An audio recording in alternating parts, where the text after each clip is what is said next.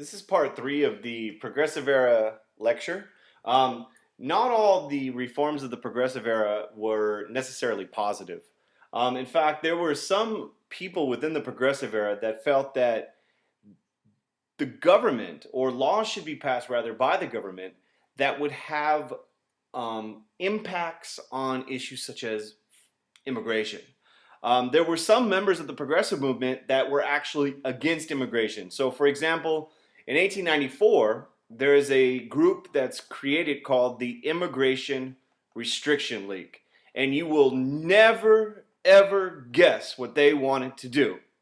The Immigration Restriction League wanted to restrict immigration. In fact, their big thing was basically trying to keep out those immigrants they felt were undesirable. And one of the big things that they kept advocating since 1894 was basically the passage of a literacy test. And the idea here was if you have a literacy test, you would keep out immigrants who are less educated. And those tended to be those immigrants from Southern and Eastern Europe. So there was this kind of movement, this racism and this belief that these immigrants were inferior and therefore they needed to do whatever they could to keep them out. So that was a part of this movement as well. You have this immigration, anti-immigrant feeling in this area. At the same time, you had people like Jane Addams, who also was associated with the progressive movement, who was helping immigrants with her whole house. So variety of reform movements during this time period. Now, another kind of thing that is occurring at this same time is a eugenics movement. And the eugenics movement is basically controlling reproduction to alter the plant or animal species. And eugenics is this idea that you can manipulate genes and reproduction in a way that could improve society. And one of the big guys behind this movement in America was a guy by the name of Charles Davenport. He was extraordinarily racist. He was extraordinarily anti-immigrant. In the eugenics movement, there was this idea that somehow there are those individuals in society that are inferior and that they needed to be removed. In fact, some states actually had forced sterilization laws of criminals or people of alleged mental deficiencies were forced to be what is the word? Basically, deny their ability to have children. So you have this is actually at a fair. You know, you have a eugenics and health exhibit. And they're talking about, if you look over here, the illiteracy rate. And there's this idea that there are certain people who are undesirable, they are inferior, and this type of thing. So this happens as well. In fact, there was a book that came out in 1916 called The Passing of the Great Race.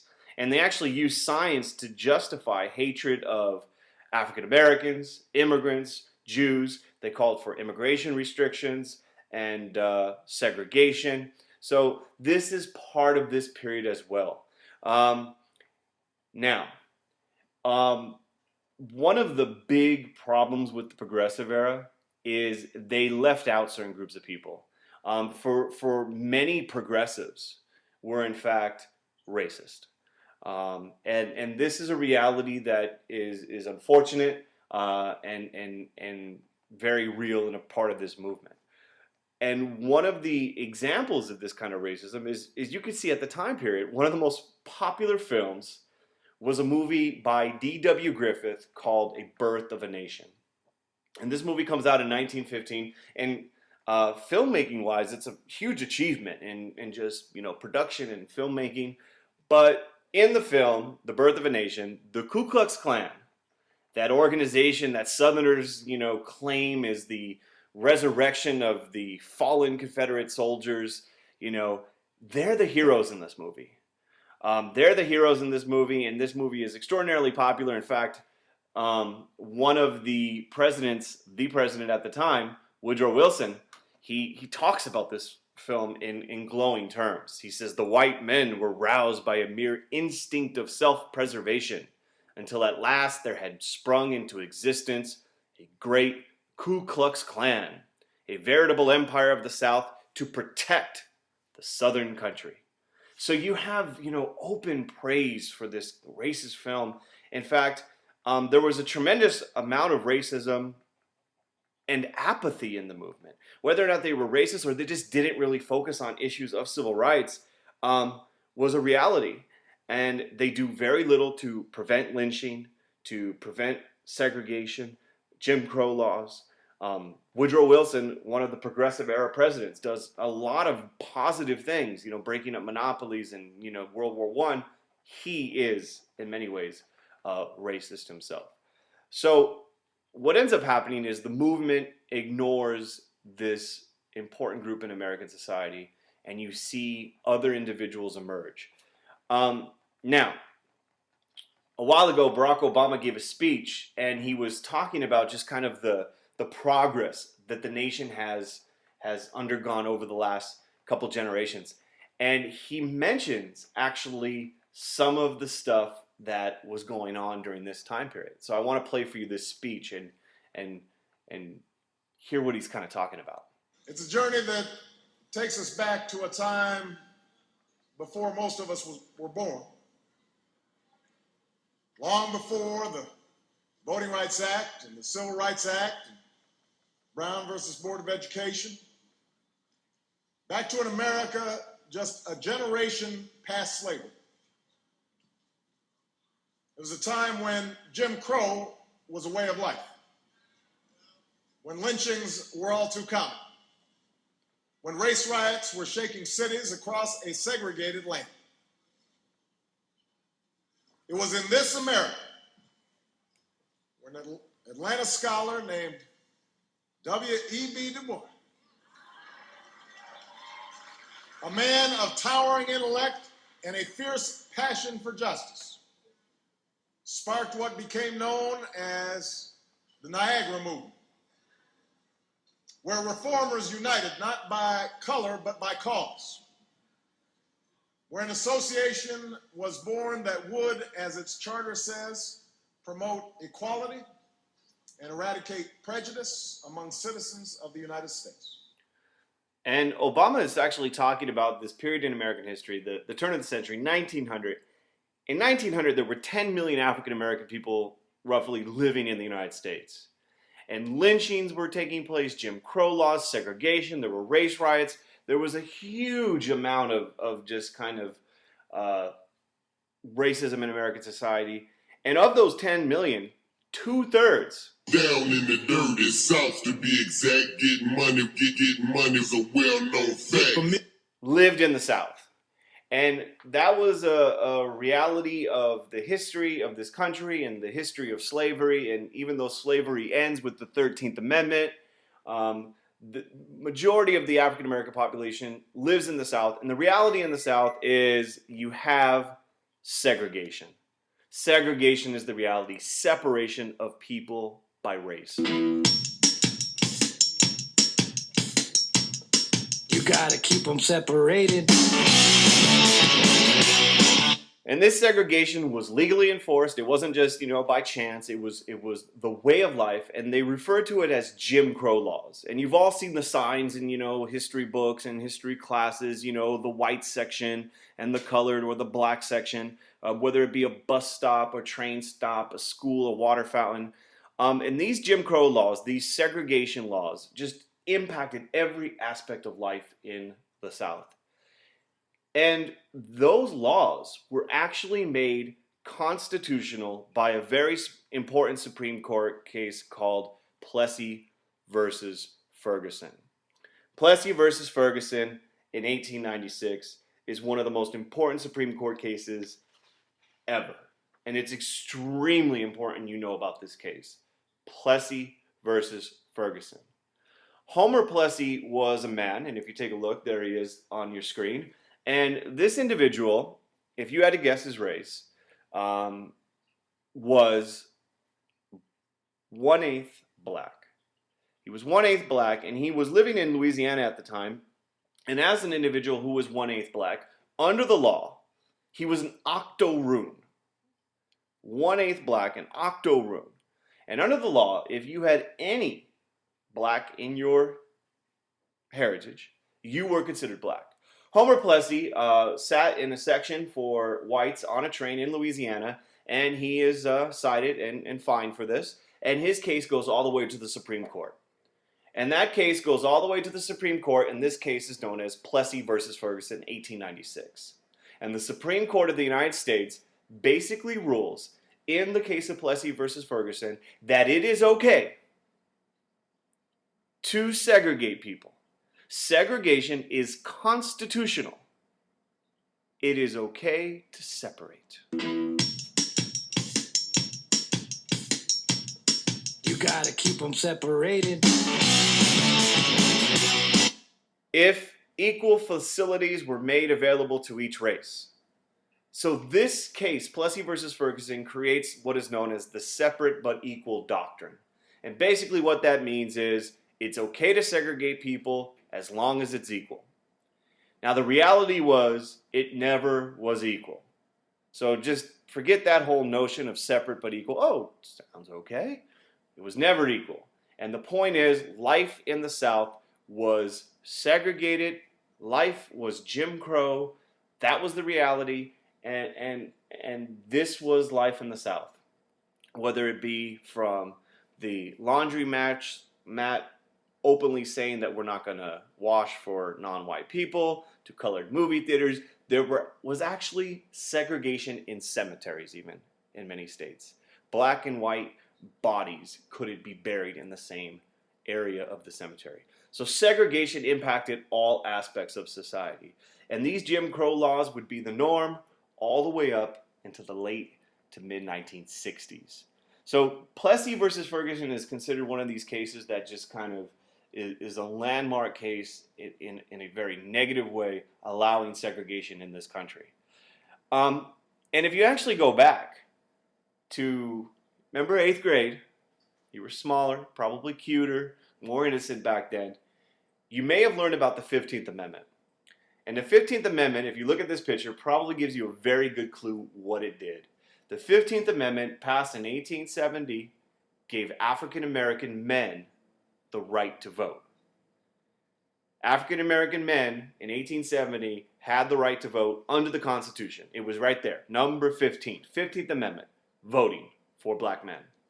The reality, though, was shortly after that right to vote was given in 1870, life in the South, Southerners very often found ways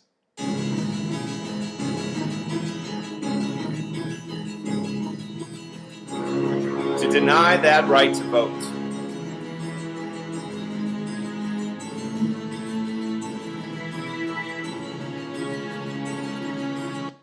In fact, and you see in this political cartoon, this political cartoon is actually important for a couple of different reasons. It's one of the few cartoons you'll see where the African American subject is portrayed in a very dignified, human way.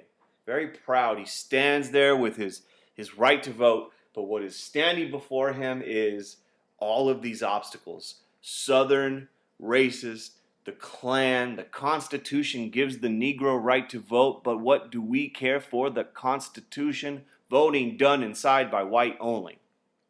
So even though there was a legal, amendment that said blacks could vote, it was denied.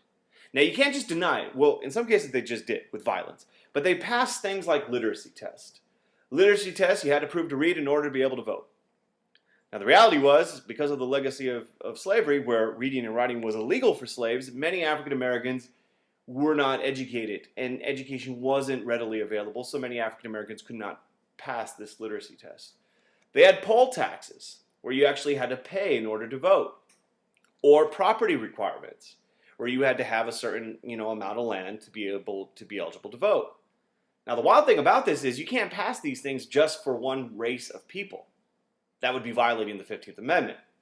So what they did is they passed these different obstacles, the literacy test, the poll tax, the property requirements, but they did something known as grandfather clauses.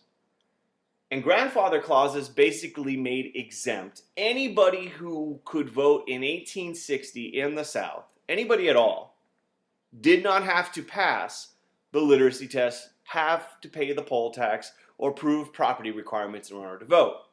If your grandfather voted in the election of 1860 or prior, you were exempt from these electoral requirements. Now, if you want to think why they do this, who could vote in 1860? Who are the only people in the South who could vote in 1860? White voters. So therefore, white voters suddenly now, even if you're poor, even if you can't read, and even if you don't have property and you're white, you don't have to fulfill these requirements because of these grandfather clauses. So you have this disenfranchisement, taking away the right to vote for African Americans in the South, in spite of the 15th Amendment. You have segregation, even though it's legal. Go out of the South. In the North, it must be great, right? There's no Jim Crow laws. There's voting. Well, it wasn't even that great in the North in many ways. For example, labor unions. The masses of black people are dissatisfied, unemployed, oppressed, and fed up. Labor unions very often excluded black workers. There was very often a lot of resentment amongst labor unions towards black workers. It wasn't all labor unions, but many felt that black workers were a threat. Like immigrants, they would work for lower wages. So therefore, there was a lot of resentment, a lot of racism in the North as well. Many unions excluded black workers and immigrants. You have anti-black riots taking place in some cities during this time. You have a peak of lynching in this period of time as well. Lynching was organized violence designed to strike fear and terror in a particular group of people. Now, there were non-black people who were lynched, but very often African Americans would be targeted. Perhaps they whistled at a white woman. Perhaps they did something outside of the acceptable ways of the South. And lynchings were very public events. They were designed to strike fear in the minds of those in the community.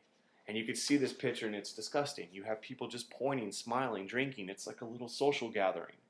And this is one of the examples of this kind of period of time. To give you kind of one more illustration of this period of time, the progressive movement and the lack of attention to the issue of the race problem in America, take a look at what happens in Brownsville, Texas. The Brownsville incident in 1906. These are African American soldiers serving in the U.S. military. They are veterans, many of them. They fought in the Spanish-American War, which we'll learn about later on. In 1898, they fought in the war. And they go to Brownsville, Texas, which is in the South, and they are the victims of harassment and discrimination and just kind of ridicule and all sorts of things. And a violent kind of a fight occurs between the African-American soldier and the white population of Brownsville.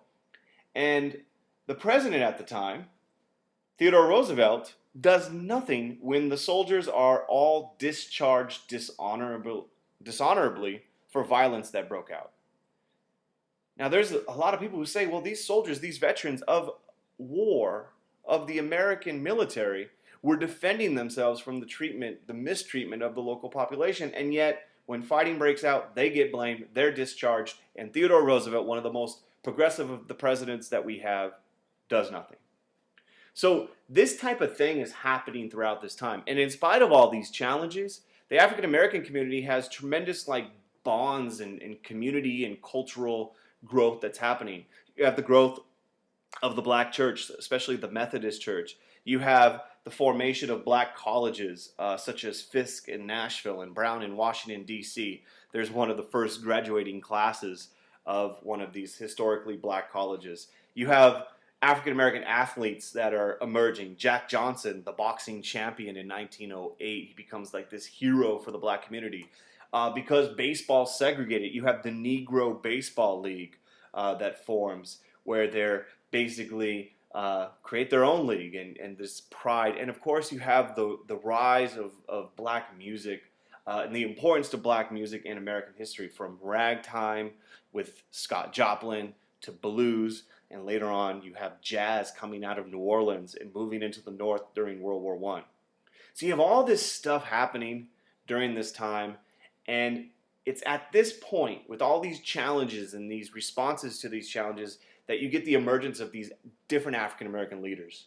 these leaders that are not waiting for the progressive era to come along and fix things. And these leaders, some significant ones, that unity and struggling for change. And one of the big ones of this time period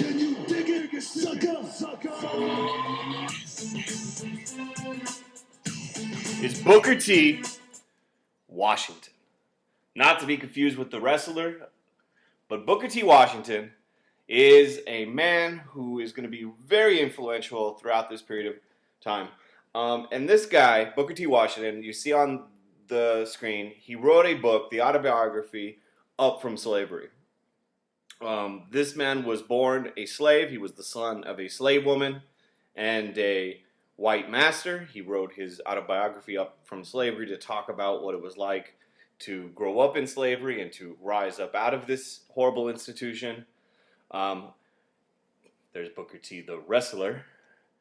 And what Booker T. Washington did during this time is he preached a policy of accommodation. Accommodation or acceptance.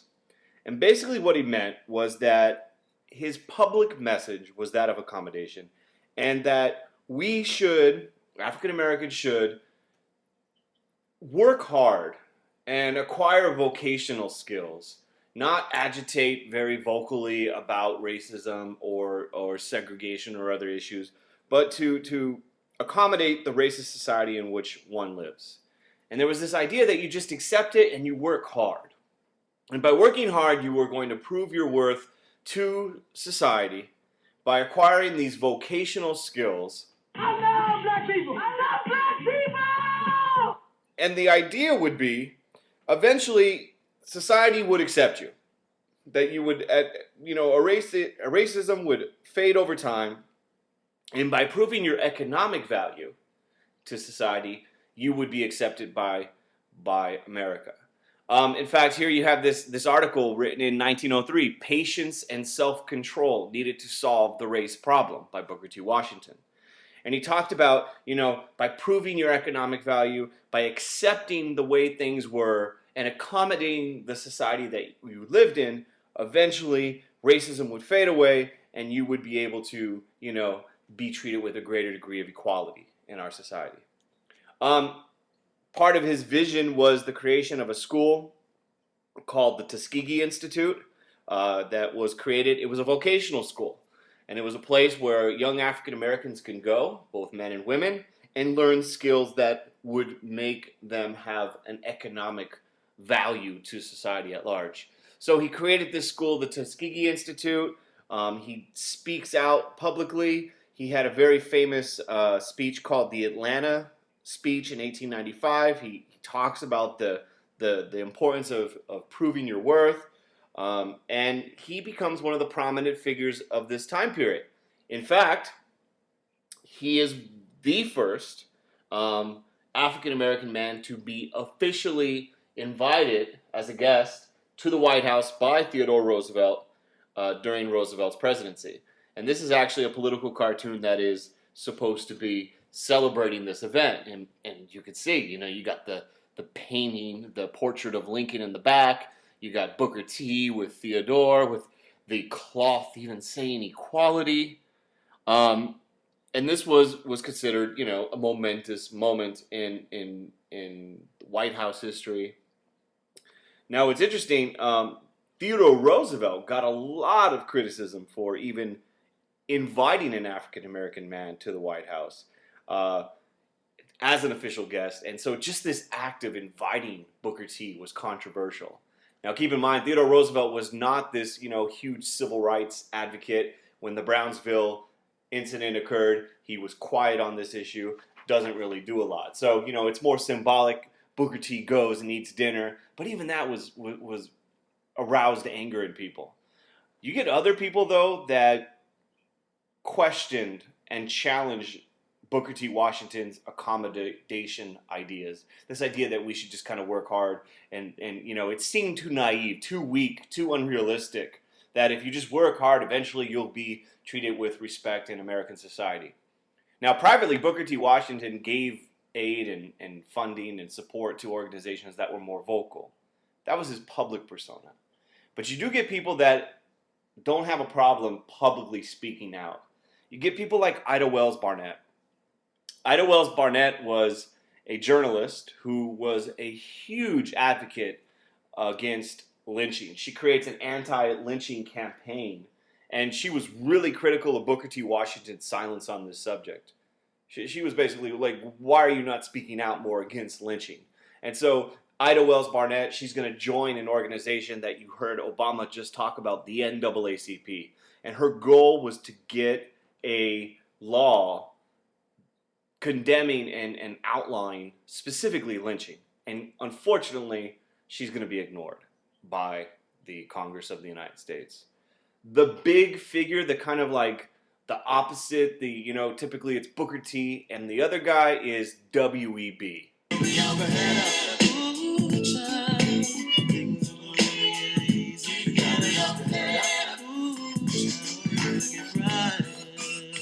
And W.E.B. Du Bois is the harshest critic of Booker T. Washington. He was, Booker T and him had a bit of a rivalry, and W.E.B. was the first black PhD from Harvard. He wrote a very influential book.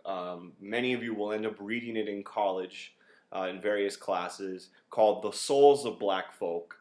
And in this book, and in his writings, in his speeches, and his life's work, he talked about actively resisting racism. That African Americans must actively fight racism, that they must achieve intellectual enrichment, and actively resist racism, rejecting Booker T. Washington's accommodationist approach. None of this work hard and maybe the white people will let us go to the White House type thing. This is, Du Bois has a very different vision. And his work is going to set the tone for the African American activism throughout the 20th century. He's like the guy, post-slavery, African civil rights. He's one of the originals. And he creates an organization with the help of other people. In 1905, a group of African American and white civil rights leaders meet at Niagara Falls, and they create a movement. Get up, stand up. Stand up for your right. Get up, stand up. Stand up for your right. Named the Niagara Movement. And the Niagara Movement meets in 1905. They're joined by white activists such as Oswald Garrison Villard, who, if you remember, was the grandson of one of the most famous anti-slavery individuals, William Lloyd Garrison. His grandson continues the tradition of fighting on behalf of those oppressed. And they, from this Niagara Movement, create an organization that is still around today, the NAACP. The NAACP, the National Association for the Advancement of Colored People. The NAACP, the National Association for the Advancement of Colored People, was founded in 1909, and it would have a series of approaches to deal with the problem of race in the United States. Legal challenges, suing, trying to end segregation, protest. Here they are protesting that film, The Birth of a Nation. Trying to get anti-lynching laws, a variety of different things the NAACP would do. And Du Bois is one of the founders of this organization. So during the Progressive era, you have different groups of people, pursuing different things. And for many African Americans, the Progressive movement didn't address them at all, if maybe a little bit. And so you get people like Du Bois, Booker T. Washington. They had different approaches, but they are trying to pursue this goal of equality and living up to America's ideals.